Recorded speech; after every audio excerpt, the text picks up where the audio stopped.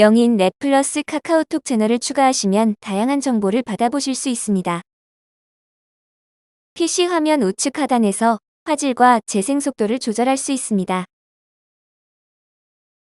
모바일은 우측 상단에서 화질과 재생 속도를 조절할 수 있습니다.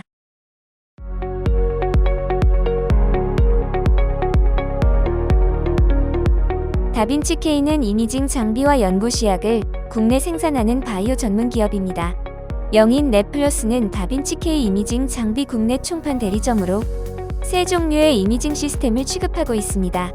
그중 젤닥 시스템에서 DNA 전기영동 결과를 확인할 수 있습니다. 그럼 전기영동법의 원리와 개념에 대해 알아볼까요? DNA 전기영동은 DNA의 특성을 이용하는 실험 방법입니다. DNA는 디옥시 뉴클레오티드로 이루어져 있으며 그 구성 성분 중에 인산기가 음전하를 띠고 있어 DNA는 수용액 상태에서 음전하를 띠게 됩니다. 따라서 음전하를 띠고 있는 DNA를 전기장 상태에 놓게 되면 양극으로 이동이 가능하게 됩니다. DNA의 전기영동은 주로 아가로즈 계를 이용하는데요. 아가로즈는 우뭇가사리와 같은 해초로부터 추출되는 물질로 선형 중합체의 형태를 하고 있습니다. 아가로즈를 겔로 만들면 아가로즈의 농도에 따라 밀도가 달라지게 되는데 음전하를 띠고 있는 DNA를 겔상에 흘려주고 전압을 걸어주어 DNA를 분리하는 것이 바로 DNA 전기영동법입니다. 전기영동에 영향을 주는 첫 번째 요인은 DNA의 크기입니다. 아가로즈 겔을 만든 후 DNA를 겔상에 내려주게 되는데 이때 DNA의 크기에 따라 겔상에서의 이동 속도가 달라집니다. 크기가 클수록 천천히, 작을수록 빠르게 겔상을 이동합니다. 전기영동에 영향을 주는 두 번째 요인은 아가로즈 겔의 농도입니다. 아가로즈 겔을 만들 때 아가로즈의 농도가 높아질수록 빽빽한 겔이 만들어져 DNA의 이동 속도에 영향을 주게 됩니다. 따라서 아가로즈 겔의 농도가 낮을수록 DNA의 이동 속도가 빨라지게 됩니다. 전기영동에 영향을 주는 세 번째 요인은 DNA의 형태입니다. DNA는 다양한 형태로 존재하는데 단면적이 가장 작은 순서대로 슈퍼코일드, 리니어, 미크드 DNA 순으로 겔에서 이동 속도가 느려집니다. 겔상에서는 DNA의 형태에 따라 이런 모습으로 이동하게 됩니다. 이외에도 전압의 세기, 버퍼의 이온 강도 등 여러 요인이 전기영동에 영향을 줍니다. 전기영동으로 DNA를 분리한다면 눈에 보이지 않는 DNA를 어떻게 확인할 수 있을까요? DNA를 볼 수 있도록 하는 대표적인 물질은 ETBR이라고 하는 물질입니다. ETBR은 자외선을 받으면 가시광선으로 전환시켜 발광하는 성질을 갖는 일종의 형광물질입니다. ETBR은 또한 여러 특징들을 가지고 있습니다. ETBR은 두 개의 염기가 결합한 DNA 사다리의 가로대와 비슷한 크기와 구조를 갖고 있어 DNA 염기쌍 사이로 잘 삽입됩니다. 따라서 ETBR을 삽입시킨 DNA를 자외선에서 가시화하여 검출할 수 있습니다. ETBR의 엑사이테이션 파장대는 365나노미터이며 해당 자외선에서 확인이 가능합니다. 그러나 ETBR은 발암물질로 알려져 있어 보다 안전하게 DNA를 검출할 수 있는 많은 물질들이 개발되어 있는데요. 그 예로 사이버 골드, 사이버 그린과 같은 제품들이 있습니다. 이러한 제품들은 ETBR과 다른 엑사이테이션 파장대를 가지고 있기 때문에 306나노미터 UV에서는 ETBR에 비해 결과값이 약하게 보일 수 있습니다. 따라서 장비 선택 시 사용하고 있는 DNA 검출 물질의 엑사이테이션 파장을 고려해야 합니다.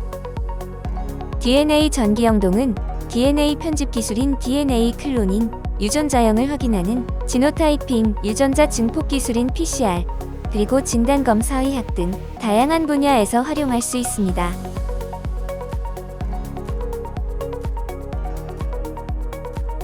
DNA 전기영동 실험 과정은 아가로즈 겔 제작, DNA 또는 샘플 로딩, 세퍼레이드, 디텍션 과정으로 이루어져 있습니다. 가장 먼저 아가로즈 겔 제작 과정을 보겠습니다. 아가로즈 겔 제작은 아가로즈 파우더를 일정 버퍼에 녹여 열을 가한 뒤 겔 틀에 부어 주어 식히면 완성이 됩니다. 분리하고자 하는 DNA의 크기를 고려해 겔 농도를 선택하여 제작하면 됩니다. 다음은 DNA 로딩입니다. DNA를 겔 상에 홈에 로딩해주면 이런 형태를 띠게 되고, 이것을 단면에서 보면 이런 모습입니다. 다음으로는 세퍼레이트, 분리 과정입니다. DNA를 로딩한 겔에 전압을 걸어주게 되면 양극 쪽으로 DNA가 분리되며, 크기가 큰 DNA는 천천히, 크기가 작은 DNA는 빨리 이동합니다. 마지막으로 분리한 DNA를 검출하는 디텍션 과정입니다. DNA 검출에는 두 가지 방식이 있습니다. 프리캐스트 방식은 가열한 아가로즈 겔에 ETBR 또는 대체 물질을 섞어주고 겔을 만들어 전기 영동을 한 뒤 DNA를 확인하는 방식입니다. 포스트 스테인 방식은 아가로즈 겔을 제작하여 전기 영동을 한 뒤 ETBR 또는 대체 물질을 섞은 용액에 겔을 넣고 일정 시간 기다린 후에 DNA를 검출하는 방식입니다. 사용자의 편의에 따라 검출 방식을 선택하면 됩니다. 전기 영동이 끝난 아가로즈 겔을 UV 또는 블루 LED가 장착된 젤닥에서 문서화합니다. 앞에서 설명한 전기 영동한 겔을 문서화해주는 다빈치K의 젤 다큐멘테이션 시스템을 소개합니다.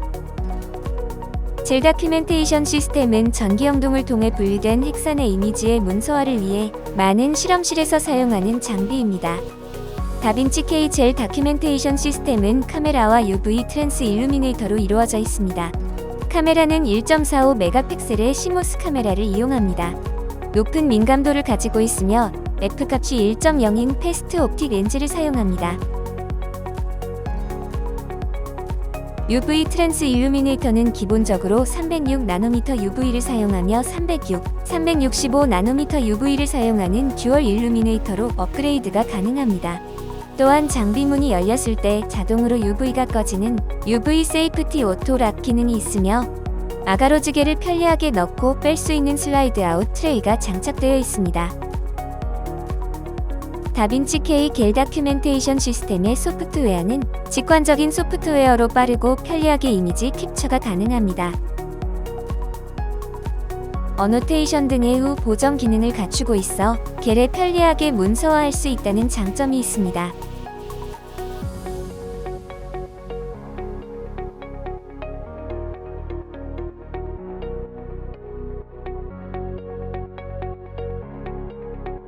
합리적인 가격과 뛰어난 성능, 다빈치K 젤 다큐멘테이션 시스템을 선택하세요.